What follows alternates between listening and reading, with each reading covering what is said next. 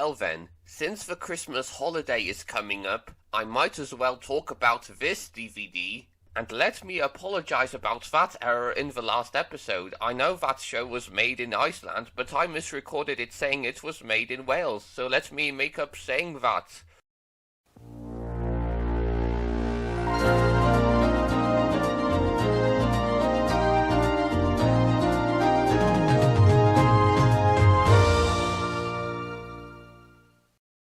LazyTown. Let me tell you the history I had with the show. So, as you all know, despite Planet Plant Bach being the block that I grew up in my childhood, there was another block that I enjoyed watching as a kid, that being CBeebies. Okay, so even though I did not understand English back then, there are some shows that I enjoyed watching. Tweenies, Balamori, Bob the Builder, Thimbles, Postman Pat, Brum, Teletubbies. When my brain hadn't been developed yet, the list goes on. However, there was one show that was new at the time, and that was around 2005, when this show came around. LazyTown. Where are all the kids and where do they play? But then a hero came. Hi everybody, Sportacus was his name. Healthy food, lively games.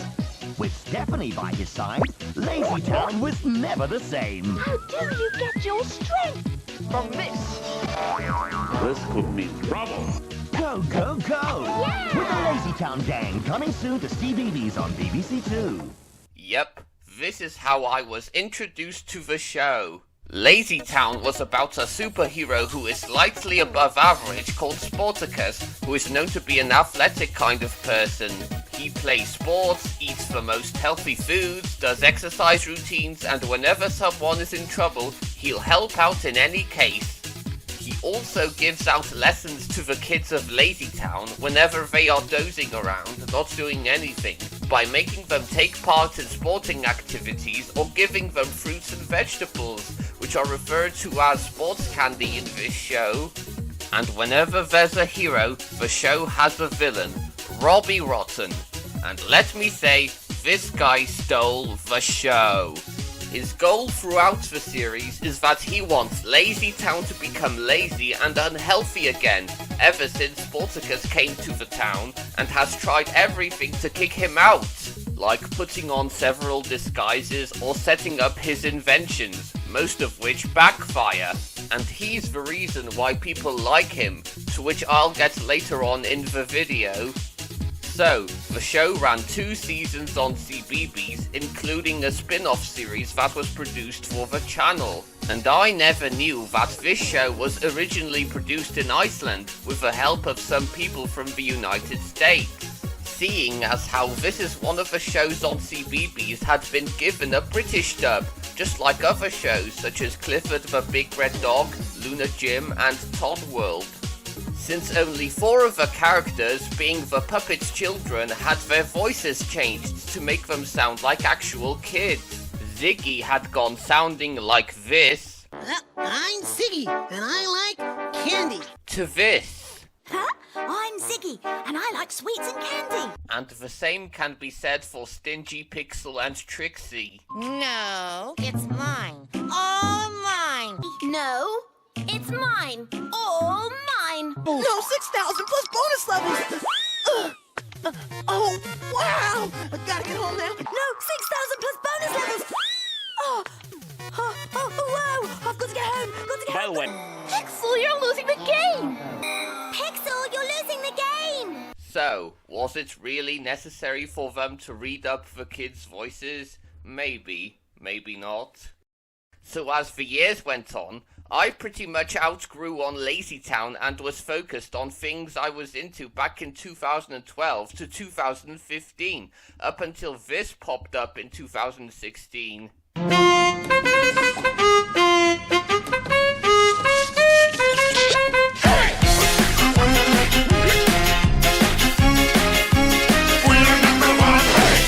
Yeah, I bet you were expecting this to come up, didn't you?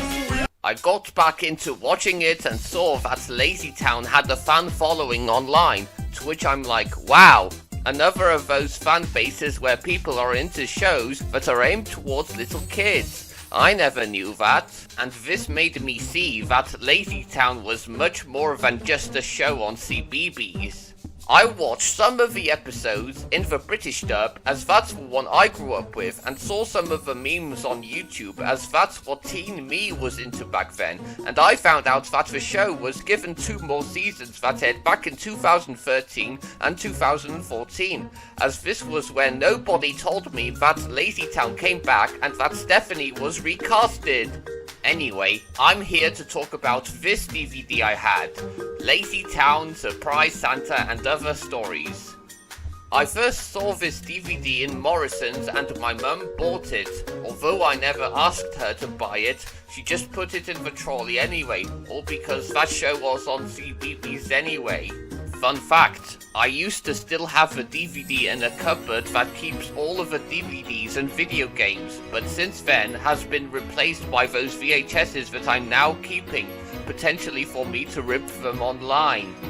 So, without further ado, let's get on with the DVD, shall we? We open up with a copyright warning and then right after, we cut to this.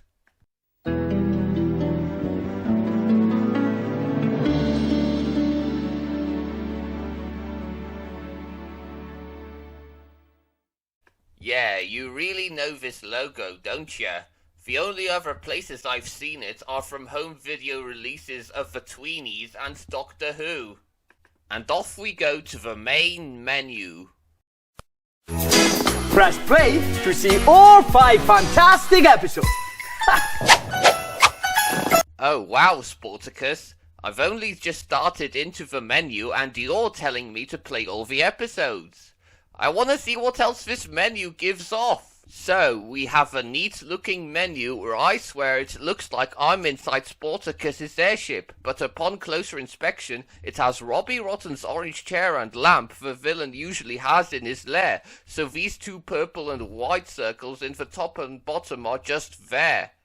So in the menu, there are many things like Robbie Rotten dressed as Santa fooling the viewer, while at the same time the airship Sporticus has flies just as Robbie leaves the scene, Stephanie skipping, Sporticus telling the viewers the options seen in the menu, Robbie sneaking around like usual, a periscope that Robbie uses, Robbie asking this question. Do I look like that? Do you look like that? Of course you do. Judging from the clothes you wear, the Elvis Presley-esque hair and the big chin of yours, surely it hardly makes a difference. Off to the episodes we go. First episode on the DVD, LazyTown Surprise Santa. We start off with a cold opening where Sporticus is decorating his airship with red baubles in a rather sporty way, since the day is Christmas after all. And you've gotta love how Christmas Eve is referred to as yesterday on his calendar, as if the calendar is aware of time or something. The opening theme plays out with a sort of Christmas remix to it, and I have to say, it's alright.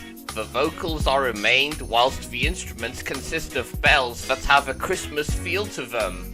After the intro, the title card plays out and we see Ziggy looking outside, seeing that it is snowing in LazyTown, thinking that it's time for everyone to open their presents.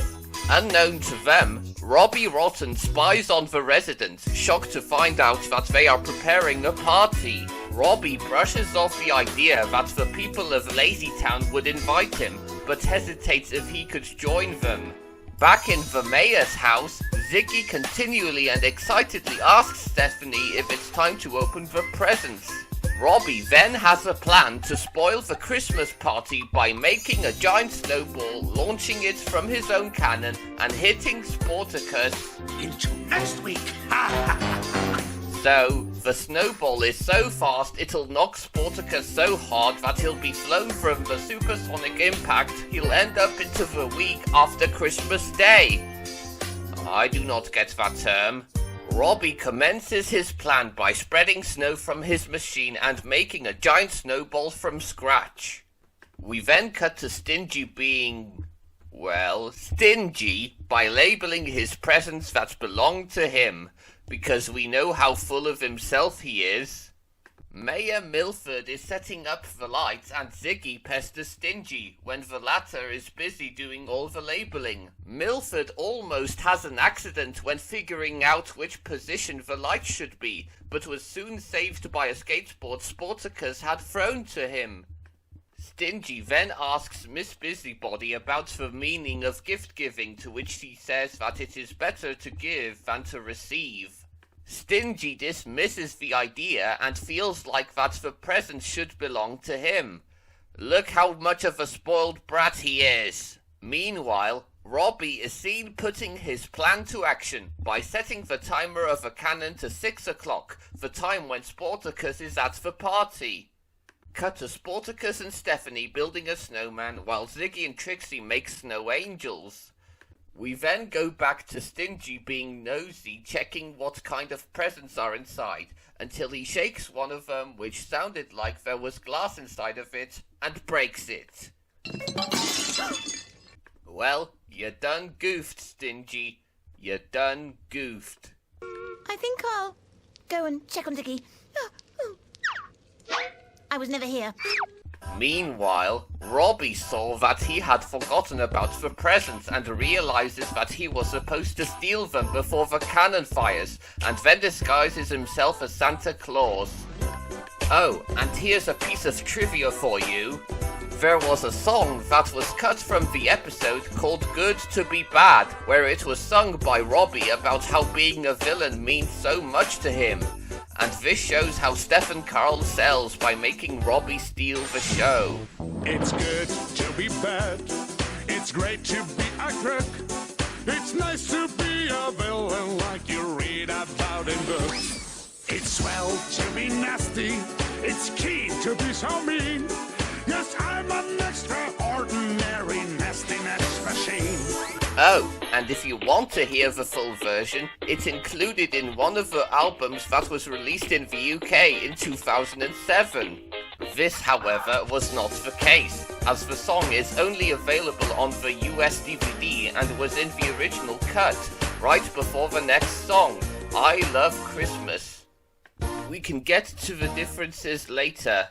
So, we have a song sung by Stephanie and Trixie about how they love Christmas so much, and much like Good to Be Bad, the full version is heard on the Bing Bang Time to Dance single, and just as the song ends, Robbie, disguised as Santa, is caught by Ziggy and gives him a sweet. For me?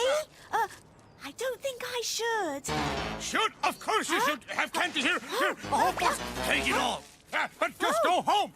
Well, okay. Okay, I don't know what this is assuming, but I'm just gonna ignore it.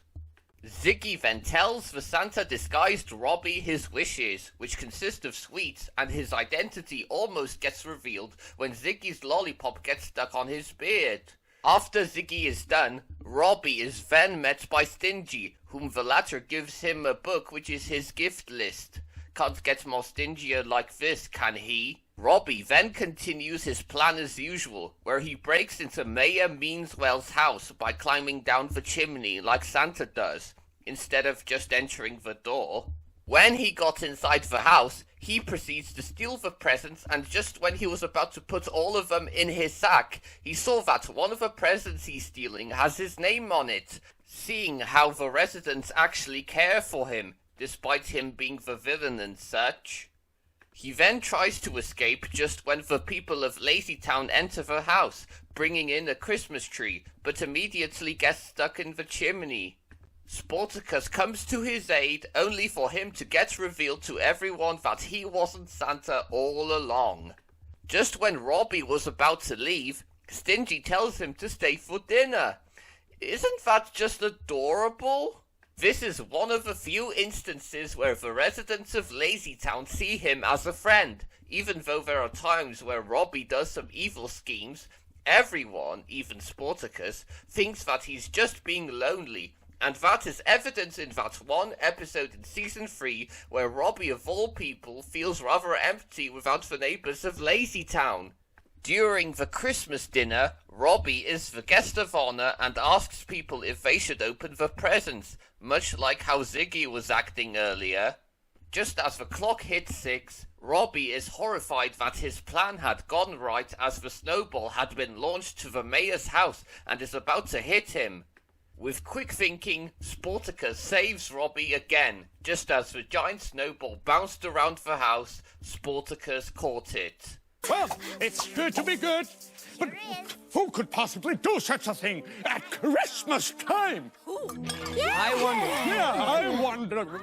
Oh, I don't know, Robbie. You never told us that you were behind this. It's time to finally open the presents, and we have a very festive remix of a Bing Bang song, and let me say, this one is probably my favorite version of this, as there are countless other versions of the Bing Bang song in the series. Similar to Good to Be Bad and I Love Christmas, the full version can be heard on the Bing Bang single that was released back in 2006 during the show's popularity in the UK. After the song, we end off with Robbie complaining about receiving a pair of socks and states that he will stay bad forever, and decapitates a snowman Sportacus and Stephanie had built, throwing the head into a cannon, and just when he got back into his lair, the head of the snowman falls onto his head. And that's how it ends. Okay, now let's get into the differences. When this episode came to the UK, a lot of changes were made and several scenes were swapped around, for no reason given. In the US cut, the scenes play along like this. Robbie makes a giant snowball and puts it into his cannon. Stingy labels his presents. Robbie figures out how to steal the presents. This running gag. Robbie sings Good to Be Bad. Milford sets up the lights. Gets saved by Sportacus. Stingy and Miss Busybody talk. Stephanie and Trixie sing I Love Christmas. Ziggy and Trixie make snow angels. Stephanie and Sportacus make a snowman. Milford and Miss Busybody almost finish decorating the house. And Robbie, disguised as Santa, gets caught by Ziggy. In the UK cut, however, the order goes like this. Robbie makes a giant snowball. Stingy labels his presents. The same time when Milford is setting up the lights and saved by Sportacus. Stingy talks to Miss Busybody, Robbie putting the snowball in the cannon, Sportacus and Stephanie making a snowman while Ziggy and Trixie make snow angels at the same time, while Ziggy wants to help the two with a snowman. Stingy checks on the presents while Milford and Miss Busybody are almost finished with the decorating. Robbie figures out how to steal the presents and disguises himself as Santa. Stephanie and Trixie sing I Love Christmas, and Robbie, disguised as Santa, gets caught by Ziggy, whereas the rest remained unchanged. The epilogue was also changed, as a few scenes were cut to make up time. In the US cut, Robbie is seen taking off his Santa disguise before going back into his lair, just as the snowman head falls onto his head, and just when he couldn't get it off, he says, Oh, I have to move to someplace warmer. But in the UK cut, we only see Robbie throwing the head of the snowman, with it being launched from the cannon and falling into Robbie's head, with the episode just ending off with Robbie sneezing. I just don't get why the order of the scenes were changed, so it seems like I prefer the original US cut or something. As for the rest of the episodes, I'm not gonna go in depth like two of the other tapes I've talked about, although I might get a bit brief while talking about them. The second episode on the DVD is Miss Roberta, an episode where Stephanie prepares a thank you party for Sportacus, but at the same time worries about the manners her friends will ruin it. At the same time, Robbie disguises himself as Miss Roberta and teaches the kids about the wrong manners and misdeeds to ruin the party for Sportacus. And of course, how can we forget about the song that's included in this episode? It's a piece of cake to bake a pretty cake. If the way is hazy, you gotta do the cooking by the book.